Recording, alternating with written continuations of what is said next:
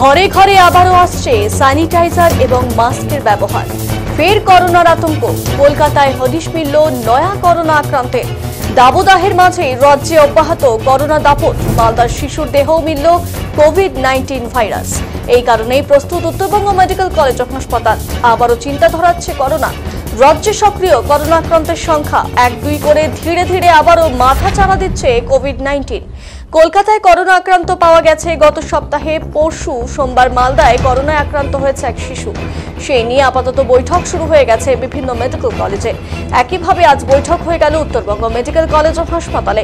বুধবার medical college ছিল রোগী কল্যাণ সমিতির জরুরি মিটিং। বৈঠকে ছিলেন রোগী কল্যাণ সমিতির সদস্য সরকারি প্রতিনিধি শিলিগুড়ির মেয়র গৌতম দেব। এরপর সাংবাদিকদের মুখোমুখি হয়ে করোনা ভাইরাস নিয়ে গৌতম দেব জানান, উত্তরবঙ্গ মেডিকেল কলেজ ও হাসপাতাল এখন থেকেই রেডি। সরকারি তরফে এসওপি এসেছে, সেই তালিকায় রয়েছে কি কি করণীয় আর কি কি করণীয় নয়। মেডিকেল কলেজ তৈরি, 20 শয্যার একটি আইসোলেশন ওয়ার্ডও রেডি রয়েছে। কোভিডের সঙ্গে মোকাবিলা করার জন্য আবারও প্রস্তুত উত্তরবঙ্গ মেডিকেল কলেজ।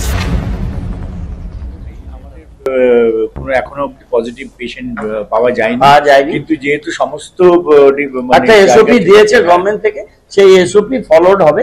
আর আমরা কর্পোরেশন লেভেলে একটা মিটিং করব ডেঙ্গি আর এই কোভিড নিয়ে, সেটা আমাদের সতর্কতামূলক ব্যবস্থার জন্য। এবং সেখানে আমরা মেডিকেলের এদেরকেও ডেকে নেবো। এদের কাছে এখনো কোনো কেস নেই, গভর্নমেন্টের এসওপি এরা ফলো করে। মেডিকেল কলেজ কি রেডি, মানে কোভিড পেশেন্ট আসলে একদম রেডি, 100% রেডি।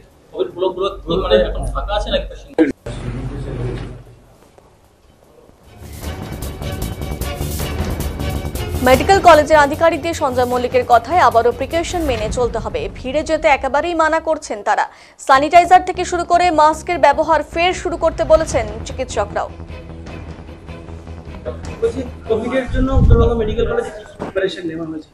দেখুন, কোভিডে এটা তো অনেকবারই হয়েছে। আমাদের অলরেডি হসপিটাল এস্টাবলিশ ছিল। এখনো আমাদের একটা আইডি ব্লক রয়েছে, যেখানে এই মুহূর্তে আমাদের তো শিলিগুড়িতে এই মুহূর্তে কোনো কেস নেই।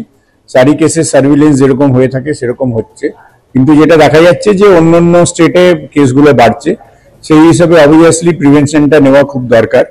যেহেতু এই স্ট্রেনগুলো সেই পুরোনো স্ট্রেনই মোটামুটি ঘোরাফিরে করছে ওমিক্রনের মতো, সেক্ষেত্রে হয়তো যে যারা নর্মাল পার্সন আছে তাদের সেরকম কিছু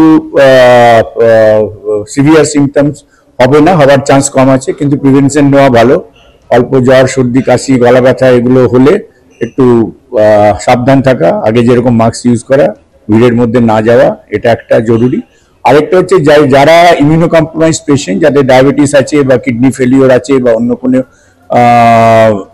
ট্রান্সপ্লান্ট হয়ে আছে, তাদের একটু সাবধান হয়ে যাওয়ার কথা। কারণ অনেক সময় এইসব পেশেন্টদের ক্ষেত্রে এগুলো সিরিয়াস হয়ে যেতে পারে।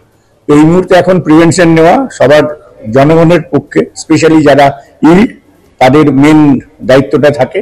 আর হসপিটাল হিসেবে আমাদের হসপিটালে সেখানে যা রয়েছে, আমাদের oxygen concentrator, medicine bed, oxygen bed, ventilator সব রেডি আছে।